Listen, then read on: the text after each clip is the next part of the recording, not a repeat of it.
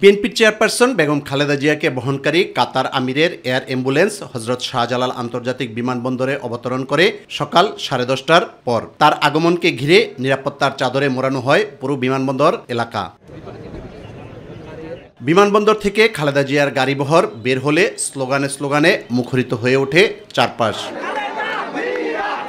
দলীয় নেতাকর্মীদের পাশাপাশি সাবেক প্রধানমন্ত্রীকে একনজর দেখার জন্য রাস্তায় ভিড় করে সাধারণ মানুষও।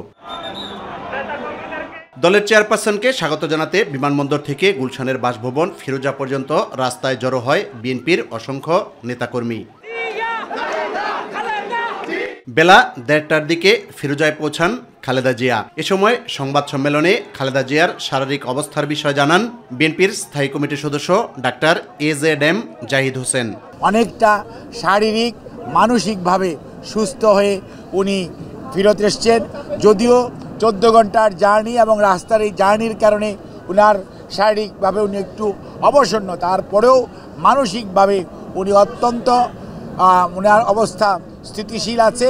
এর আগে বিমানবন্দর এলাকায় সাংবাদিকদের সাথে আলাপকালে বিএনপির মহাসচিব মির্জা ফখরুল ইসলাম আলমগীর বলেন, আওয়ামী লীগ সরকারের প্রতিহিংসার শিকার না হলে বেগম খালেদা জিয়া আরও আগেই সুস্থতা লাভ করতেন। দেশ ফ্যাসিবাদ মুক্ত হওয়ার পরে বিদেশে যুক্তরাজ্যে যখন চিকিৎসার জন্য গিয়েছিলেন, সেখানে প্রায় 4 মাস চিকিৎসা শেষে তিনি আজকে দেশে ফিরে আসছেন। এটা আমাদের জন্য, গোটা জাতির জন্য আজকে একটা আনন্দের দিন। আমরা মনে করি যে বেগম খালেদা জিয়ার এই উপস্থিতি, তার দেশে ফিরে আসা, এটা আমাদের গণতন্ত্রের উত্তরণের পথকে আরও সহজ করবে। খালেদা জিয়ার দেশে ফেরা দল ও দেশ পুনর্গঠনে অসামান্য অবদান রাখবে বলেও মনে করেন তিনি।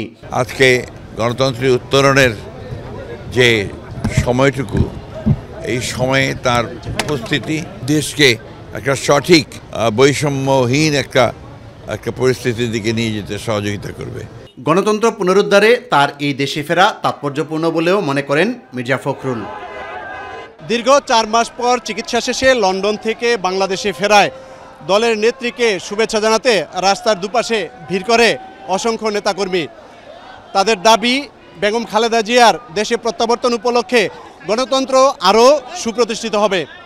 ইউসুফ আলী, মাই টিভি, ঢাকা।